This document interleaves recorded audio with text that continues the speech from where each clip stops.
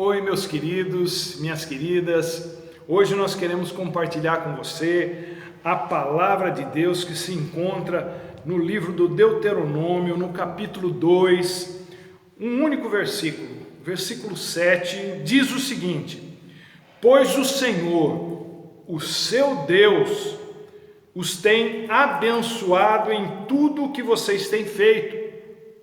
Ele cuidou de vocês em sua jornada por esse grande deserto. Nestes 40 anos, o Senhor, o seu Deus, tem estado com vocês e não lhes tem faltado coisa alguma. Aleluia! Vamos orar para a gente poder ministrar essa palavra debaixo da orientação do Espírito Santo de Deus. Senhor, nosso Deus e nosso Pai, eu sou grato ao Senhor por essa palavra que traz tanto alento ao meu coração e certamente trará também ao teu povo que está nos assistindo neste momento, através desse vídeo. Que a misericórdia, a graça, a alegria do Senhor, que é a nossa força, alcance a todos. Nós oramos assim em o nome de Jesus. Amém. Aleluia. Olha, eu não sou profeta do caos e nem sou pessimista, muito pelo contrário, mas a minha função pastoral me leva a fazer um equilíbrio entre o otimismo e a realidade. Daí o motivo da gente estar meditando nesse texto hoje, nesse versículo. Porque nós estamos diante de uma situação nova, um tempo diferente se descortinando à nossa frente, e muita gente, por que não dizer todos nós, de alguma forma ou de certa forma, nós estamos assim angustiados, perplexos, desconfiados, justamente porque a gente não sabe o que vem pela frente. A gente também não sabe mais em quem confiar nessa história toda. Mas se você não sabe em quem acreditar, deixa eu dizer um negócio para você. Acredite na palavra de Deus que você não vai se decepcionar. Mas era assim, perplexo, desconfiado, angustiado, que o povo de Deus estava se sentindo ao sair do Egito. A mentalidade, a coisa que passava na cabeça deles, eu imagino que é mais ou menos isso. Como é que vai ser daqui para frente? Será que vai ter comida para todo esse povo? Será que nós não vamos nos virar uns contra os outros para poder sobreviver? De onde a gente vai tirar recurso? Essas perguntas são muito semelhantes àquelas que nós estamos nos fazendo hoje. Por exemplo, tem gente que chega para mim e fala: será que vai ter trabalho para mim o mês que vem? Daqui 2 meses, daqui 6 meses? Será que o ano que vem eu vou estar empregado? Como é que vai ser a vida? Será que a economia vai conseguir se reerguer? Ou o Brasil vai entrar em colapso? Essas coisas nos incomodam e nos apavoram. Nem um pouco diferente daquele povo que saía às pressas do Egito. Um povo que por 400 anos vinha no mesmo tipo, no mesmo ritmo de vida, mas que de repente se vê assim desafiado para uma outra vida, por um outro ritmo completamente diferente, e ainda por cima, essa coisa acontece meio que de supetão, sem tempo para eles assimilarem a mudança, ou as mudanças, né?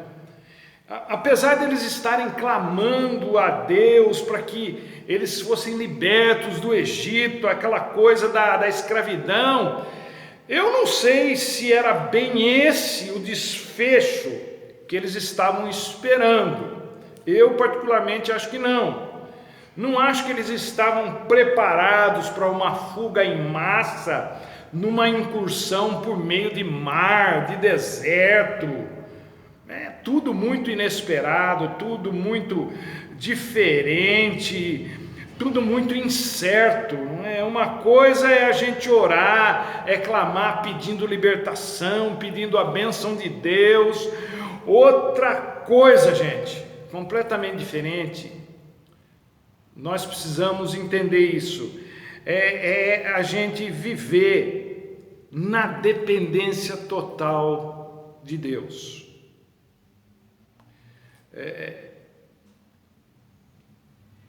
É diferente a gente ficar à mercê de Deus.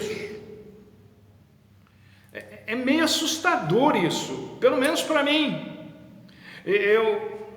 Eu sei, eu tenho certeza de que tudo que acontece na minha vida, tudo que chega para mim, tudo que eu amealhei nesse tempo de vida que eu tenho, tudo que eu alcancei ou tenho alcançado e vou alcançar, tudo que eu tenho recebido, eu tenho certeza que vem de Deus. Agora, viver nessa expectativa, na total dependência dele, esperando dele o sustento para o dia de amanhã, sem saber da onde vai sair, como vai ser, não é algo que me deixa muito à vontade. Eu sou sincero em dizer para vocês.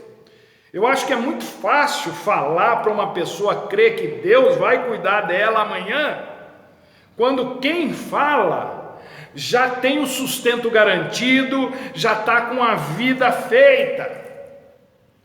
O discurso de Salomão, por exemplo, quando ele diz que tudo que a gente deseja na vida não passa de vaidade, que tudo é vaidade, esse discurso dele, eu acredito que é verdadeiro, mas na boca de Salomão, de quem sempre teve tudo do bom e do melhor, isso não soa muito ou não soa nada convincente. Não dá para a gente dizer para uma pessoa que sabe o que ela está sentindo, o que ela está passando, sem ter passado, sem estar sentindo exatamente o que ela está passando e o que está sentindo. Por isso, essa sensação nova de não saber como é que vai ficar a vida daqui uns dias, daqui umas semanas, daqui uns meses, isso é assustador. É perfeitamente compreensível a gente sentir isso. Mas como sempre, e tudo existe existe um outro lado da moeda que nós, povo de Deus, também devemos nos atentar para trazer paz, tranquilidade, alento para nós. É que em tempos do desconhecido, em tempos de deserto, se a gente se basear na experiência do povo de Deus, do passado, a gente precisa entender isso, que tudo que a gente realmente precisar, Deus vai nos mandar, Deus vai nos dar. Ele nunca abandona o seu povo. Então, se o que nos aguarda daqui para frente for algo além da nossa capacidade de lidar, Deus vai fazer por nós. O inevitável é inevitável, é lógico, mas em todos os sentidos. Por exemplo, é inevitável, temos que passar pelo que vem por aí.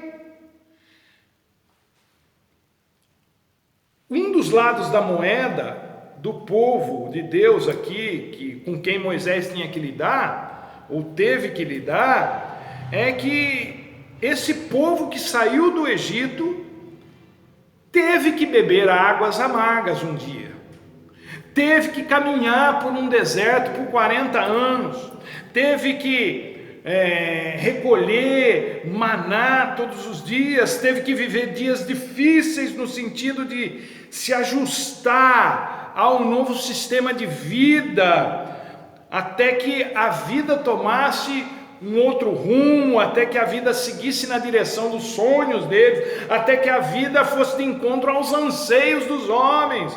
Qual que é o anseio da gente? É esse lance da vida como a gente conhece, que é poder sair de casa quando quiser para fazer o que bem entende, o que tem que fazer, como, por exemplo, trabalhar para conseguir o sustento da família, para estudar, para frequentar os lugares que a gente gosta, com gente que a gente gosta. Enfim, esse negócio da vida como a gente conhece. Esse é um lado. A gente talvez tenha que amargar um período de sofrimento, de luta, mas isso é inevitável. Mas também é inevitável o fato de podermos contar com o socorro do Senhor. O deserto, o desconhecido não é o fim, não para quem sabe que a sua vida está nas mãos de Deus. Então, o que a gente precisa ter em mente nesses dias? Penso eu que é uma coisa que é muito difícil para nós, ou uma das coisas que é muito complicada para nós, é que a gente precisa se adaptar a esse novo estilo de vida. Não dá para a gente se antecipar para poder evitar certas situações, mas a gente pode se adaptar a essas novas situações. Se porventura a sua vida mudar muito, não se sinta menosprezado, não se sinta mal, dê um jeito, adapte-se à nova realidade. Eu não disse que é fácil, eu estou dizendo que é o único jeito, é a saída. Não fique esperando que as coisas mudem, não fique esperando que as pessoas mudem para que as coisas mudem. Adapte-se. Vejam esse povo que estava com Moisés. Eles eram vistos por Deus como pessoas de dura cerviz, isso é, gente cabeça dura. Até Moisés, considerado o homem mais manso da terra naqueles dias, perdeu a paciência com eles. E o que é um cabeça dura? É o tipo de gente que não tem bom senso, que não sabe falar na hora certa e nem se calar na hora certa. Mesmo com a mudança brusca de vida, mesmo vendo o agir de Deus a favor deles, gente, quem é que viu tantas manifestações do sobrenatural na vida como esse povo aqui, junto com Moisés, viu? Quem é que viu isso? Só eles mesmo. Mas mesmo com tudo isso, mesmo vendo a mão de Deus nitidamente, claramente a favor deles, eles continuaram sendo difíceis de lidar. Eles não aceitavam as mudanças que eles mesmos haviam clamado tanto a Deus para lhes dar. Eles não aceitavam a maneira que Deus estava fazendo as coisas. Mas não adianta não aceitar. A situação está ali. E não há nada que se possa fazer, a não ser orar. No entanto, eles não se adaptavam, eles não aceitavam, eles não baixavam a bola. Por isso as coisas só pioravam. Eles, cujo status anterior era de escravos, não conseguiam lidar com outro padrão de vida. Então, gente, o que eu estou querendo passar para você aqui hoje? Baixa a bola, meu irmão, minha irmã, baixa a bola. Se for preciso, inclusive baixe também o seu padrão de vida. E aí você vai dizer, mas pastor, baixar mais, não tem mais para onde ir, eu já cheguei no fundo do poço. Eu não sei, talvez, se não é esse o caso de abaixar o padrão, talvez o que você precisa baixar na sua vida seja a sua expectativa com relação às pessoas, está esperando demais das pessoas, a sua expectativa com relação à sua situação, está sonhando com uma realidade que não pode não acontecer, a sua expectativa com relação a si mesmo, está se cobrando demais, algo que você não tem controle.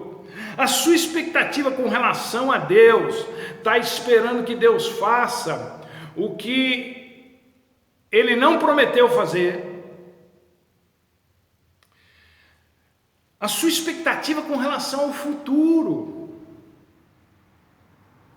Equilibre as suas expectativas com otimismo, sim, mas sem tirar o pé do chão. Porque expectativas muito altas, gente, causam ansiedade na gente. E a ansiedade não faz bem para a saúde. Além disso, a ansiedade nos leva a atitudes irrefletidas e com consequências muito desagradáveis. Então essa é a primeira coisa. Vamos ver se a gente consegue se adaptar a um novo tempo. Não sei como, mas sei de algumas coisas. A segunda situação que eu queria pensar com vocês é que nesses tempos de muita dificuldade, alguns de nós acaba se envolvendo emocionalmente e mesmo fisicamente com coisas que não são da nossa alçada.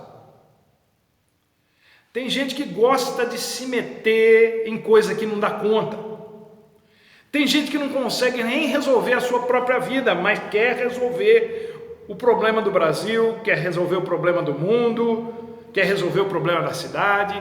Eu tenho assistido a muitas entrevistas sobre o que está acontecendo e sobre o que está para acontecer no âmbito da economia. É muito engraçado ver esses tais de especialistas falando sobre o assunto. O que nenhum deles faz é dar uma solução. Eles só ficam repetindo o que todo mundo já sabe, já que a economia está numa sinuca de bico, todo mundo sabe disso. Mas e a solução? Olha o povo aqui, ó. Esse povo que acompanhava Moisés. Moisés, não tem comida. Moisés, não tem água. Moisés, por que você tirou a gente do Egito para morrer aqui nessa terra, nesse lugar, nesse deserto? Então, o povo julga muito rápido, as pessoas julgam muito rápido, mas não tem solução para dar. Não contribui com solução. Por outro lado, a gente entende que também não dá para carregar o mundo nas costas. Eu vejo pessoas desesperadas para resolver o desespero dos outros. Solidariedade, essa empatia são fundamentais na igreja, sim, senhores, são fundamentais na sociedade e em qualquer outra esfera, mas o ímpeto, esse ímpeto de querer ajudar pode se transformar num problema ainda maior do que aquele que se tenta resolver. Eu recebi uma postagem nessa semana falando sobre uma reportagem do jornal Globo sobre essa questão do Covid-19 nas comunidades do Rio de Janeiro. Muita gente deve ter visto isso. Lá está escrito que o carro de som transmitia a seguinte mensagem para os moradores de uma certa comunidade: quem for pego na rua vai aprender a respeitar o próximo. Para quem não entendeu, é o seguinte: quem sair de casa para bater perna, para fazer qualquer coisa que não seja ir no hospital ou no supermercado, quem sair por sair, não é? Vai apanhar, vai receber um corretivo para aprender a respeitar o próximo. Isso, gente, é um grande contrassenso. Bater na pessoa, dar uma surra na pessoa para fazê-la aprender a respeitar o próximo. E quem bate, está respeitando quem? É assim que quem não pensa age. criando uma situação pior do que aquela que ela acha que pode resolver. Eu sei que não dá para a gente simplesmente ignorar certas coisas, mas ficar dando opinião não basta. E soluções incoerentes também não ajudam, só pioram a situação. Pare de falar, pare de repassar mensagens que não trazem benefício para ninguém. Não venha com essa conversa que eu quero manter as pessoas informadas. Não, você é um fofoqueiro no WhatsApp, uma fofoqueira no WhatsApp. É isso que está acontecendo.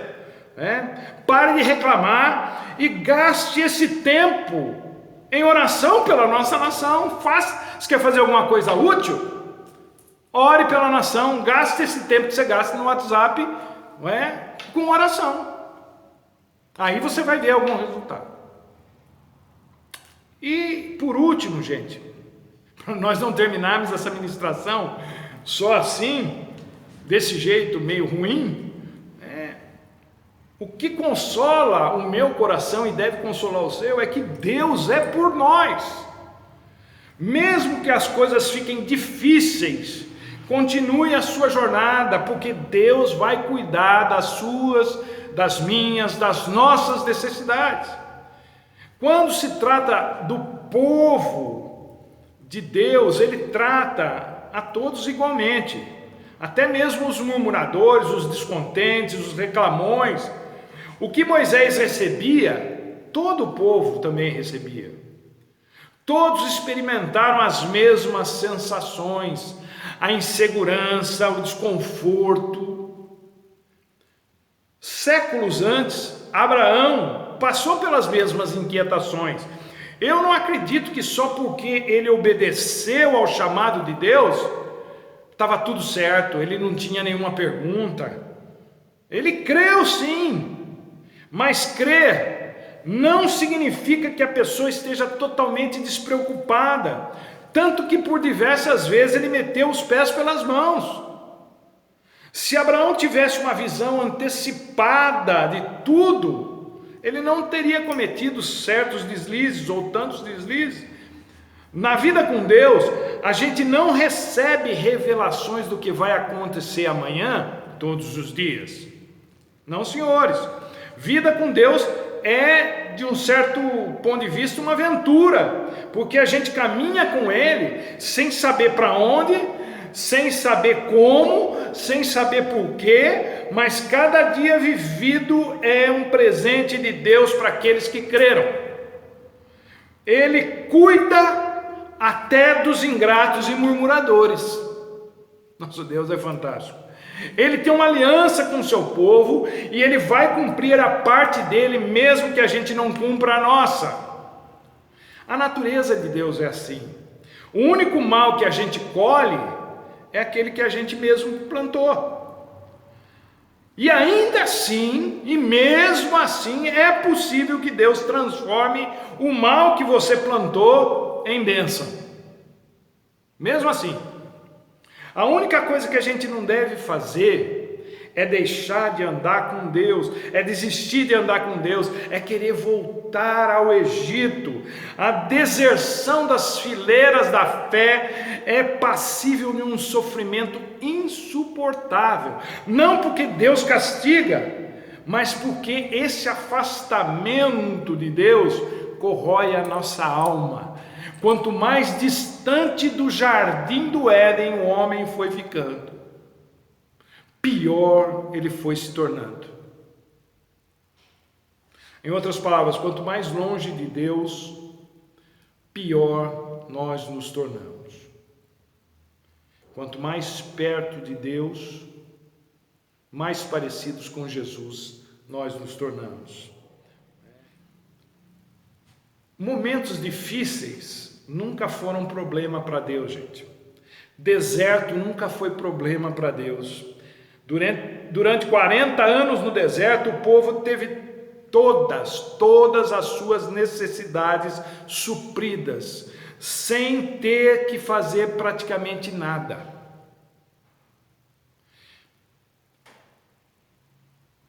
Deus era com eles. Deus era por eles. Deus estava com eles. Eu digo para você isso: Deus é com você, Deus é conosco, Deus é por nós. Quem será contra nós? Dure o tempo que durar o seu deserto, Deus é com você e vai cuidar das suas necessidades. Eu disse necessidades, eu não estou dizendo vaidades. As suas necessidades serão supridas. Que Deus tenha misericórdia de todos nós e continue nos abençoando. Um grande abraço e até a próxima, se Deus quiser.